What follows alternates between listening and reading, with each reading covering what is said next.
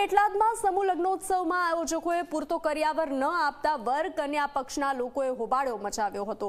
પેટલાદમાં community hall ખાતે JM group દ્વારા 5મો સમૂહ લગ્ન સમારોહ યોજવામાં આવ્યો હતો।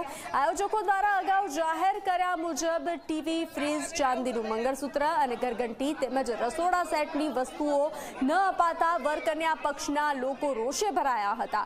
દાતાઓએ વસ્તુઓ માટે પૈસા ન આપ્યા હોવાની વાત કરીને આયોજકોએ હાથ અદ્ધર કરી દીધા હતા।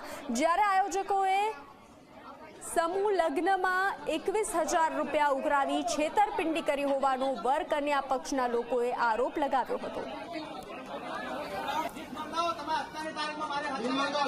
મારા ભાઈના જે મેરેજ હતા ને, જે સમૂહ લગ્ન પેટલાદ જે એનસીવીસી રોડ જે સમૂહ લગ્ન હતું ને, જે આયોજિત પ્રમાણ હતા ને, અને જે આયોજિત પ્રમાણમાં કરવામાં આવ્યું નથી સાહેબ।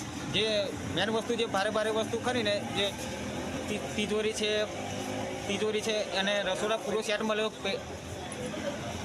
મળેલો છે એમ પ્લસ અને જે વસ્તુ જે આપણે 4 વસ્તુ જે ભારે આઈટમ ખરીને એ આઈટમ આપવામાં આવી નથી।